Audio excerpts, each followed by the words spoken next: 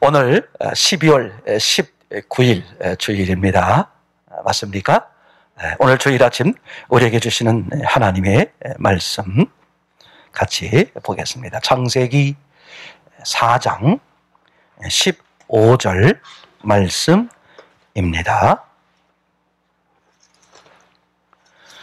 창세기 4장 15절 말씀 자막에 띄어진 것처럼 우리 같이 보시면서 오늘 같이 읽고 또 성경을 보시면서 함께 읽도록 하겠습니다. 창세기 4장 15절 시작. 여호와께서 그에게 이르시되 그렇지 아니하다. 가인을 죽이는 벌은 7배나 받으리라 하시고 가인에게 표를 주사 그를 만나는 모든 사람에게서 죽임을 면하게 하시니라. 아멘. 제가 한 번 더 읽어봐 드리겠습니다. 여호와께서 그에게 이르시되 그렇지 아니하다. 가인을 죽이는 자는 벌을 7배나 받으리라 하시고 가인에게 표를 주사 그를 만나는 모든 사람에게서 죽임을 면하게 하시니라. 아멘. 아멘. 주님은 저와 여러분들을 사랑하셨고 그리고 지금도 사랑하시고 영원토록 사랑하신다고 말씀을 드렸습니다. 이거는 제가 임의로 지어낸 말이 아니라 그죠? 성경에 써 있는 말이요. 하나님이 저와 여러분들에게 약속한 말씀이고 또 약속을 실제로 실천하신 또 그런 말씀이기도 합니다. 그죠? 우리가 하나님을 사랑하는 것이 아니라 하나님이 우리를 사랑하여 당신의 아들을 내어 주신 바. 요한일서에 그렇게 말씀하고 계시고요. 로마서에 하신 말씀처럼 그죠? 당신의 아들을 우리 죄를 위해서 내어 주심으로써 하나님께서 우리에 대한 당신의 사랑을 확증하셨느니라 그렇게 말씀하시고요. 또 사정전에 말씀하고 있는 것처럼 예수님이 우리 죄를 위해서 죽으시고 부활하심으로써 누구의 힘이 증명되었어요? 하나님의 힘이 증명되었습니다. 그죠? 그분이 우리를 위해 죽으시고 우리를 위해서 살아나셨어. 근데 그렇게 하신 목적이 뭐다? 우리 안에 들어오셔서 우리와 함께 살아주시기 위해서. 그래서 사도행전 2장 36절에 뭐라고 말씀하고 있다고요? 너희가 죽였던 예수를 하나님이 살리셔서 너희 주와 그리스도가 되게 하셨느니라. 아멘. 아시는 것처럼 저는 섬 출신입니다.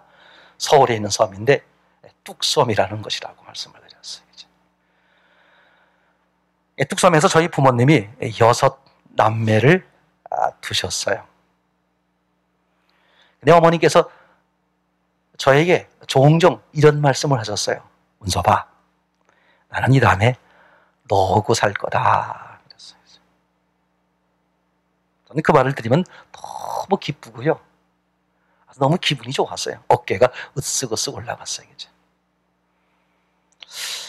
그런데 또 한편은 어떤 생각이 드냐면, 에이, 엄마는 뭐 나에게만 그렇게 말하는 게 아니라 우리 모든 형제들에게 그렇게 말하는 거지 뭐. 그러는 어느 날 온 식구가 다 함께 모였어요. 근데 어머님이 또 이런 말씀을 하시는 거예요. 얘들아, 나는 이 다음에 제 운섭이하고 살 거야. 저는 얼마나 기분이 좋고 아마 내가 제일 효자인가 보다. 그런 생각이 가득하게 되었어요. 그죠? 그런 세월이 흘렀어요. 어머니가 이렇게 이제 어려운 이제 투병 생활을 시작하게 되었어요. 24시간 이렇게 간병하면서 함께 지낼 가족이 필요하게 되었어요. 그죠? 식구들이 모였습니다. 이제 어떻게 할 것이냐? 누가 모실 거냐? 이제 이런 이야기를 나누게 되었죠. 근데 저희가 그렇게 말했어요. 저희가 모시겠습니다. 사실 그 조금 전만 해도요. 어머니가 계속 저를 보면서 또 식구들을 보면서 나는 이 다음에 운섭이하고 살 거야 라고 그렇게 말씀하실 때 처음엔 좋았는데 어느 날부터 제가 그게 싫어지기 시작했어요. 괜히 마음에 부담이 되기 시작했어요. 언제부터 그런 마음이 생기기 시작했냐 하면 제가 결혼을 했거든요. 결혼해가지고 아내가 생겼어요. 또 그러다 보니까 아이가 생겼어요. 아니, 나도 가정이 있고 나도 아이들이 있는데 왜 엄마는 나하고만 살고 싶어 해? 내가 뭐 장남인가? 아니 그렇다고 내가 뭐 귀여운 막내나 되나? 장남도 아니고 막내도 아닌데 왜 나하고만 지내? 이런 마음의 부담이 사실은 조금 쌓이고 있었거든요. 근데 시간이 지나면서 어머니가 아프시게 됐고 이제 투병 생활을 시작하게 되었어요. 그래서 가족들이 모여서 어떻게 할 거냐? 그죠? 누가 모실 거냐? 그때 제가 대뜸 나서서 그렇게 말씀을 드렸어요. 우리가 어머니를 모시겠습니다. 그래서 이제 어머니는 우리와 함께 살게 되었어요. 어려서부터 저에게 하셨던 그 어머님의 소원이 이루어지게 된 거예요. 어머니는 우리와 함께 지내시다가 저희가 모시고 살다가 이제 하늘나라로 소천을 하게 되었어요. 형제들이요, 지금까지도 늘 그 일에 대해서 고마워해요. 주변 사람들도 야, 참 저 아들은 효자다. 제가 생각해봐도요, 제가 그 한양대병원 중환자실 대기실에서 24시간 제가 거기서 1년 반을 살았어요. 거기서 아주 먹고 자고, 그죠? 항상 이제 이렇게 어머니 이렇게 하루 3번 이렇게 뭡니까? 이제 가서 이렇게 잠깐 면회할 때도 늘 찾아가 뵙게 되고. 오죽하면요, 그 간호사 선생님들이나 그 담당 의사 선생님들이 저런 사람 처음 봤다고요. 막 그럴 정도로 제가 그렇게 이제 잘했나 봐요. 그죠? 결국은 이제 어머니가 돌아가셨어요. 어머니가 금방 임종하게 되었어요. 근데 급히 이제 간호사가 찾는 거예요. 근데 간호사가 찾는데 이제 임종하니까 이제 빨리 오시라고 이제 찾았어요. 근데 가게 되는데 그분이 의사가 더 급히 부른다는 거예요. 그래가지고 이제 의사실에 들어가게 되었어요. 그랬더니 그 담당 의사가 저한테 하는 말이, 내가 의사 생활 오래 했지만 당신처럼 그렇게 어머니를 잘 모시는 사람을 내가 처음 봤다. 내가 참 감동적이다. 제가 그 후에요, 어머니가 이제 소천하시고 이제 장례를 치르고 다 끝났잖아요. 그리고 나서도 제가 한양대병원 중환자실을 오랜 동안 아무 시간에나 제가 들락날락 할 수 있었어요. 그 간호 선생님들이 다 인정하는 거야. 저 사람은 정말 괜찮은 사람이다. 그러니까 면회 시간 상관없이 또 내 식구도 없어요. 거기 함께 지내면서 거기 이제 그 다른 식구들 많이 만나지 않았겠습니까? 그 다른 식구들 문병하러 제가 중환자실에 시간 맞춰 오는 게 아니라 아무 때나 들어가도 프리패스. 그럴 정도로 제가 그렇게 이제 잘 했었나 봐요. 형제들도 지금까지도 참 그 일에 대해서 참 고맙다, 참 감사하다, 이제 그런 얘기를 주고받는 거죠. 그래서 이제 이렇게 뭐 보통 1년에 한 번 5월달 특별히 또 어머니 생일이라든지 옛날 생신이라든지 이런 달라든지 5월달 되면 모든 온 나라가 다 그죠, 부모님을 생각하며 감사하며 뭐 여러 가지 그러잖아요.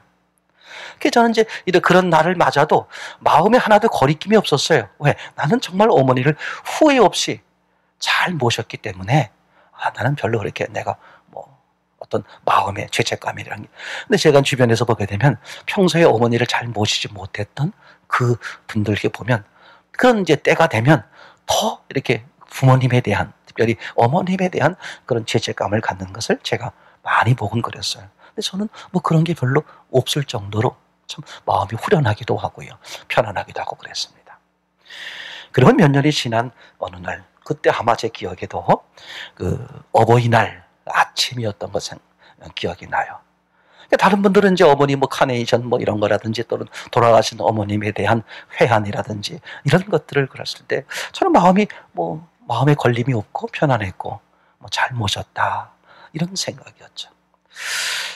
그러던 어느 순간 제 마음에 갑자기 이런 마음이 훅 밀려 들어오는 거예요. 어떤 마음이 밀려 들어왔냐 하면, 은서봐, 네가 지금 어머니를 생각하면 마음이 편안하지? 예, 제가 편안하죠. 왜 편안해? 내가 어머니를 이렇게 어머니 소원대로 내가 어머니 모시고 평생 잘 이렇게 어머니를 모시고 살다가 어머님이 저희 품에서 이렇게 소천하셨잖아요. 그렇게 제가 마음속에 대답을 했는데 문득 이런 음성이 들려왔어요. 은서봐, 네가 엄마를 모시고 산 게 아니라 엄마가 너를 데리고 사는 거야. 나는 그 말에, 그 생각에 내 마음이 강하게 엄청 무너지기 시작했어요. 아니, 내가 평생 어머니를 모시고 살았는데 지금 내 마음에 훅 밀려 들어오는 마음이 뭐냐 하면, 어머니가 나를 데리고 살았다는 거예요. 어머니가 나를 데리고 살아? 어머니 마음엔 그랬던 것 같아요. 어린 시절에 6남매가 주룩주룩 자라는데 어머니 눈엔 그 중에 제가 가장 못나 보였던 거예요. 저게 어디 가서 밥술이나 먹고 살 수 있을까? 그런 걱정이 늘 되셨나 봐요. 그러니까 그 어머니는 어릴 때부터 늘 저를 보면 안쓰러운 거야. 다 자신의 자식이지만 그 중에 가장 못나 보이는 제가 늘 마음에 밟히고 안쓰러웠나 봐. 그래서 어머니는 어떡 하셨어? 나는 이 다음에 은서봐, 너 오고 살 거야. 얘들아, 난 이 다음에 재우고 살 거다. 그 생각이 확 밀려오니까 내가 어머니를 모시고 산 게 아니라 어머니가 죽는 그날까지 나를 데리고 살았다는 것을 내가 깨닫게 되었어요. 그죠? 그때 내가 더 마음에 너무나 확실하게 자리를 잡는 것이, 이 부모님의 사랑이라는 것은 내가 그렇게 쉽게 계산할 수 있는 게 아니구나. 그래서 그 노랫말 가사에도, 그죠? 부모님의 사랑, 어머님의 사랑, 가히 없어라. 그죠? 끝이 없다. 계산할 수가 없다. 그렇게 이제 고백하잖아요. 제가 그러면서 너무나 확실하게 깨달은 게 뭐냐 하면, 그 어머니보다 더한 사랑이 있더라고. 그게 하나님의 사랑이라는 말이죠. 요한복음 3장 16절.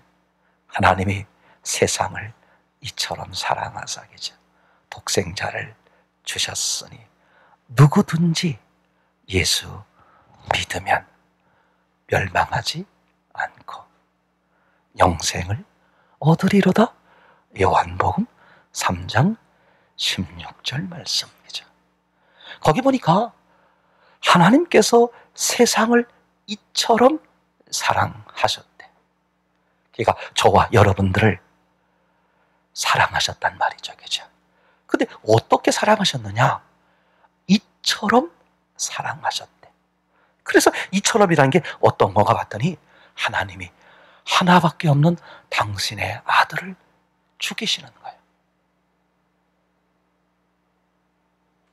예수님께서, 그죠? 죽임을 당하시는 예수님께서 그 겟세마네 동산에서 십자가 위에서 처참한 외마디 비명을 지르시잖아요. 엘리, 엘리 라마 사박다니. 나의 하나님, 나의 하나님, 왜 나를 버리시나이까? 그죠? 그러니까 예수님은 왜 그 처참한 비명을 지르면서까지 그 처참한 죽음을 당하셔야만 했을까? 그죠? 아니, 하나님 아버지는 왜 당신의 아들이 그 십자가에서 처참한 비명을 지르면서 죽어가는 그 아들 예수님을 왜 외면 모른 채 하셨을까?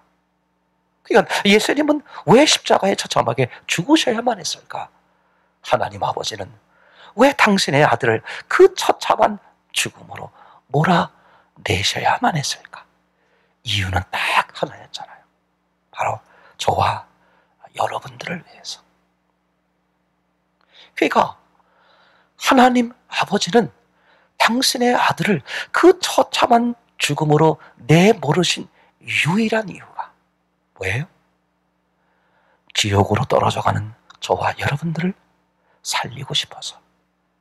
그러니까 아들을 죽이시는 하나님 아버지의 마음, 당신을 죽음의 자리로 내몰던 그 예수님의 마음은 딱 하나야. 내가 죽어서라도, 내 아들을 죽여서라도 내가 너를 살릴 수 있다면 나는 그게 더 기쁘단다. 그죠?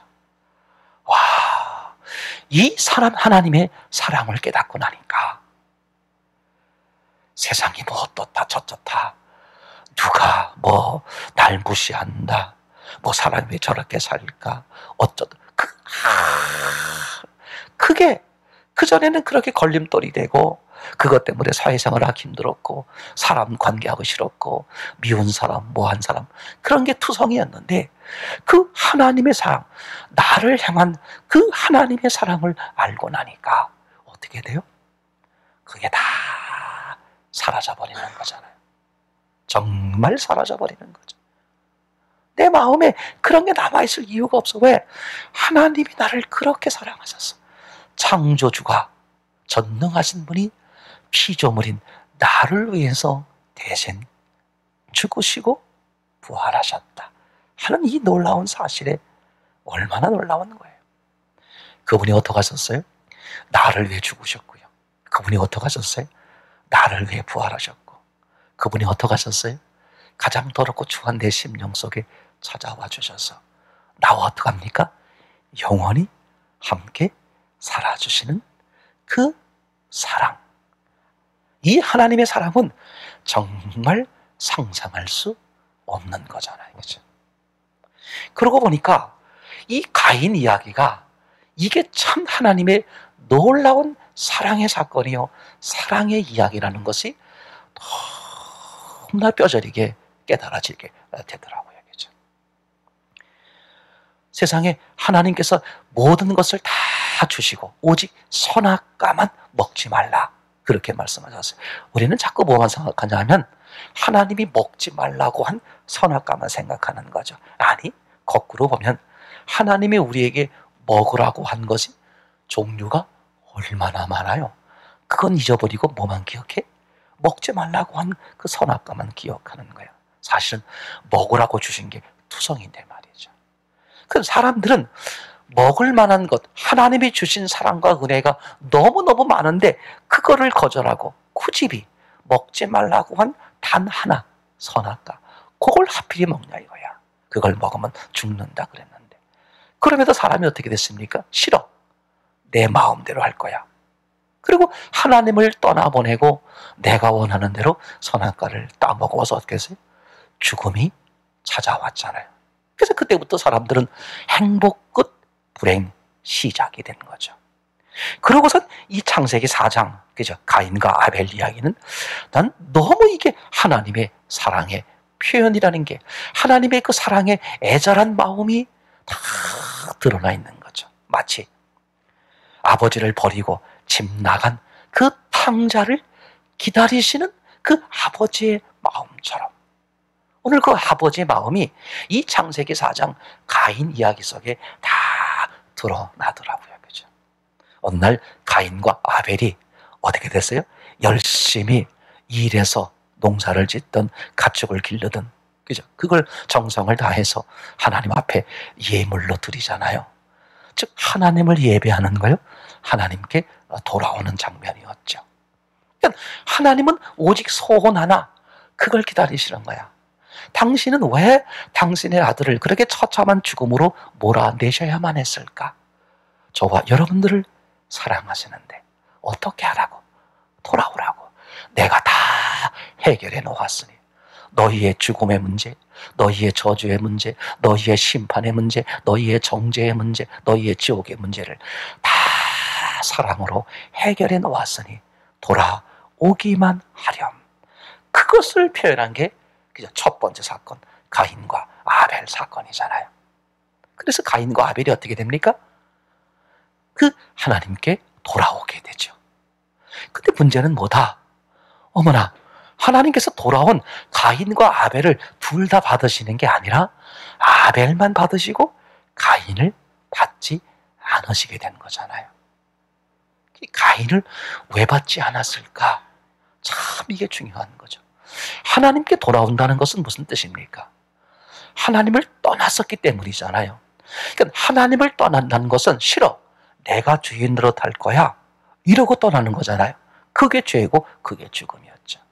근데 가인은 하나님께 돌아오긴 돌아왔는데 여전히 자기가 주인인 채 돌아왔다는 거잖아요.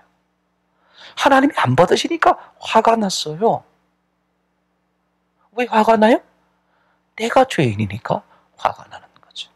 참 놀라운 사실입니다. 내가 죄인이니까 화가 나는 거야. 그죠? 누구 앞에? 하나님 앞에 말이죠. 아니, 하나님 왜 안 받으시는 거예요?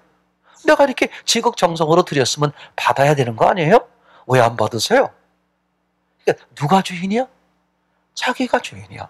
자기가 주인인 채 하나님께 돌아오니까 하나님은 받고 싶어도 받을 수가 없는 거예요. 하나님을 떠났던 이유가 뭐야? 주인이신 하나님을 차버리고 자기가 주인 노릇한 게 하나님을 떠난 거잖아요. 근데 말은 돌아왔대, 몸은 돌아왔대. 근데 마음의 주인은 여전히 누구야? 자기란 말이야. 가인이란 말이야. 하나님이 안 받으시면 주인이신, 받으시는 하나님이 왜 안 받으셨을까? 내가 뭐가 잘못되었지? 하나님의 마음, 하나님의 기준에서 나를 비추어 봤어야 되는데 하나님의 기준은 생각하지 않고 하나님의 마음은 생각하지 않고 내 기준에서 왜 안 받으시는 거야? 내가 드렸으면 당연히 받아야 되는 거 아니야? 여전히 자기가 왕이요, 자기가 기준인 기준. 교회를 다녀도 여전히 내가 왕이요, 내가 기준이야. 하나님이요, 하나님 말씀이 기준이 아니라 내 생각이요, 내 말이요, 내 주장이 기준이니까 그 사람은 부딪힘이 되고 기쁨이 없고 예수님을 만날 수 있는 기회가 없게 되는 거잖아요. 결국은 하나님께서 어떻게 합니까? 가인을 받지 않으시게 되는 거죠. 그러면 하나님이 받으시는 모습은 뭐냐? 바로 아벨이죠. 아벨. 히브리서에 아벨은 죽음으로 믿음을 말한다, 그렇게 기록되어 있습니다. 그러니까 하나님 앞에 나아가는 사람은 어떻게 나아가는 거다? 죽음으로. 그죠? 그걸 죽은 마음으로. 무슨 뜻입니까? 내가 주인이 아니라 당신이 주인입니다. 이렇게 하나님이 주인입니다. 당신이 주인이 아닙니다. 그래서 사도행전 16장 31절에 말씀하고 있는 것처럼 주 예수를 믿으라. 예수님을 나의 주인으로 믿으라. 죄가 뭐라고요? 하나님이 주인인데, 예수님이 주인인데 그걸 내가 주인자를 빼앗아서 내가 주인으로 단 게 죄였잖아요. 그러니까 그걸 돌이키는 것, 그걸 회개하는 거죠. 당신이 나의 주인입니다. 그러니까 당신이 나의 주인입니다. 이 말은 무슨 뜻이에요? 죽은 마음으로 나가는 거죠. 그래서 하나님 앞에 제물을 드리면 반드시 그 어떻게 돼? 생명체를 어떻게 한다? 죽여서 드린다. 그죠? 곡식은 빻아서 드린다. 그죠? 당신이 주인입니다. 이게 받으시는 아벨의 제물이 되는 것이고 아벨의 마음이 되는 거잖아요. 자, 이제 그렇게 했더니 가인은 여전히 깨닫지 못했어요. 네가 왜 화를 내느냐? 어? 하나님이 화를 내니까 하나님이 뭐라 그러시잖아요. 네가 왜 선을 행했으면 왜 화를 내느냐? 그럼 그때라도 가인이 어떻게 돼야 돼? 아이고, 내가 잘못됐구나. 돌이킬 수 있는 기회가 됐잖아요. 근데 어떻게 돼요? 하나님 말을 귓전으로 듣는 거예요. 안 듣고 나가버린 거예요. 그러고서 아벨을 보니까 어떻게 돼? 미운 거거든. 제 건 받고 내 건 안 받은 거야. 그러니까 아벨을 죽일 생각을 하죠. 아벨이 누구야? 자기 가족이란 말이에요. 그죠? 자기 형제야. 그러니까 자기 손으로 자기 손을 자르는 거나 마찬가지죠.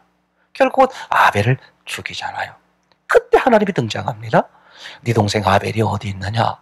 그때라도 가인이 내가 잘못했습니다. 내가 내 동생 아벨을 죽였습니다. 내가 여전히 주인 노릇하고 있었습니다. 이렇게 돌이킬 수 있었으면 얼마나 좋았을까. 두 번째 기회가 있었음에도 불구하고 어떻게 돼요? 가인은 돌아설 생각이 없었고 오히려 뭐합니까? 반항을 하죠. 변명을 합니다. 아니 내가 아벨이 어디 있는지 어떻게 압니까? 그 정도로 끝난 게 아니야. 뭐라고 말해? 내가 뭐 아벨을 지키는 자입니까? 오히려 하나님 앞에 화를 내요. 자기가 주인인 사람은 그런 짓을 하는 거죠. 자기 변명하고 자기 주장하고 자기 고집 세우고 자기 자존심 세우고 자기 죄를 감추려고 하는 거잖아요. 그렇죠? 근데 하나님 앞에 감출 수 있는 죄가 어디 있어요? 다 드러나게 되는데. 그리고 이제 가인이 거기서 쫓겨나게 됐습니다. 생각을 해보세요. 부모님 아담 하와가 가만 놔두겠습니까? 뻔한 건데. 그래서 어떻게 돼? 가인을 쫓아버립니다. 그 가인이 쫓겨나가서 다른 동네로 가서 살려고 기웃기웃거리는데 그 동네마다 소문이 쫙 퍼져가지고 가인이 아벨을 죽였대. 그놈이 우리 동네 나타나면 우리가 죽여버립시다. 가인을 받아줄 생각을 안 하는 거예요. 그러니 가인이 오도갈 데가 없게 생겼어. 그래서 가인이 어떻게 합니까? 그죠? 하소연을 하죠. 하나님, 사람들이 나를 죽이려고 합니다. 그죠? 그럴 때 하나님이 하신 대답이 오늘 15절 말씀이죠. 15절을 다시 한번 제가 읽어봐 드리면 여호와께서 그에게 이르시되 그렇지 않다. 가인을 죽이는 자는 벌을 7배나 받으리라 하시고 가인에게 표를 주사 그를 만나는 모든 사람에게서 죽임을 면하게 하시리라. 이게 세 번째 사건이에요. 그러니까 하나님은 계속해서 이런 기회를 주신다. 무슨 기회를 주는 거야? 가인에게 돌아올 기회를 주는 거죠. 사람들이 나를 죽이려고 합니다. 그 두려움에만 쌓여 있는 거야. 사실은 가인은 뭘 생각해 봐야 돼요? 사람들이 왜 나를 죽이려고 할까? 내가 아벨을 죽였으니까. 그 생각을 해야 되는데 자기가 아벨을 죽인 죄는 생각하지 않고 뭐만 기억해요? 사람들이 나를 죽이려고 합니다. 오늘날 사람들의 문제가 다 이런 거예요. 누가 화내면 기분 나쁜 거야. 누가 나한테 섭섭한 말을 하면 기분 나쁜 거야. 나는 그것만 생각해. 내가 섭섭하다. 나를 짜증나게 했다. 그럼 저 사람이 왜 나를 짜증나게 하는 말을 했을까? 왜 나를 섭섭하게 했을까? 내가 어떻게 했길래? 그건 생각하지 않고 뭐만? 자기가 한 말은 생각지도 않고 저 사람이 나에게 잘못했다고 여겨지는 것만 기억하는 거예요. 이건 가인도 사람들이 나를 죽이려고 합니다. 그죠? 거기만 벌벌 떨고 있는 거예요. 자기가 아벨을 죽였다는 것은 인정하지 않는 거예요. 더 나아가서 그럼 자신이 아벨을 왜 죽이게 되었을까? 사실은 어떻게 돼요? 그 전에 뭐가 있었죠? 하나님을 죽였단 말이에요. 아니 내가 언제 하나님을 죽였어요? 여러분 잘 아셔야 돼요. 하나님 앞에 화를 낸다는 것은 하나님을 대항한다는 것은 누굴 죽이는 거예요? 바로 하나님을 죽이는 거예요. 그죠? 하나님을 죽이는 거잖아요. 하나님을 대항한다는 것은 하나님을 죽이는 거예요. 그러니까 하나님을 죽인다는 게 자신이 하나님을 대적하고 하나님을 대항하는, 즉 하나님이 주인인데 자기가 주인으로 됐잖아. 그게 하나님을 죽이는 거죠. 그래서 아벨을 죽인 것이고 또 그것 때문에 사람들이 나를 죽이려고 그러는데 어떻게 돼? 가인은 아예 자기가 한 죄는 생각지도 않은 거야. 이게 오늘날 모든 사람들의 어리석은 문제가 되는 거죠. 출발점이 뭡니까? 내가 하나님을 죽였단 말이야. 하나님으로부터 주인의 자리를 뺏은 거잖아. 저리 가. 내가 주인 노릇할 거야. 그 주인 노릇한 것 때문에 하나님의 아들이 죽으셔야만 됐잖아. 그러니까 내가 주인 노릇한 죄가 뭐다? 하나님을 죽이는 죄에 해당하는 거다. 맞습니까? 그 예수님이 나를 위해서 죽으시고 부활하셔서 내게 오셔서 내게 영원한 생명이 돼주시기로 한 거야. 근데 그것마저 내가 거절해. 요한복음 16장 9절. 죄가 뭐냐? 그 예수님을 믿지 않는 거야. 내가 하나님을 떠나서 죄인된 죽어버린 지옥에 갈 그 나를 위해서 예수님이 죽어주시고 부활하시고 내 마음의 문을 두드리셔서 생명돼 주시려고 하는데 그것마저 거절하니, 그게 예수 믿지 않는 거죠. 그것마저 거절하니 내가 지옥 가는 게 마땅한 거잖아요. 이렇게 하나님의 사랑은 끝이 없이 우리에게 수도 없는 기회를 주고 계시는 거죠. 코로나19가 우리 삶을 망가뜨리는 게 아니라 하나님이 우리를 살리려고 하시는, 우리를 통해 우리 사랑하는 이웃들을 살리려고 하시는 하나님의 사랑의 손길로 보입니까? 사랑의 음성으로 보이시나요? 그렇게 들을 수 있어야 돼. 어쩌면 3-4번 마지막일지도 모르는 이 기회에 다 하나님 앞에 엎드려 어떻게 굴복함으로 그런 하나님의 사랑을 받아 누리는 저와 여러분 되기를 참으로 소원합니다.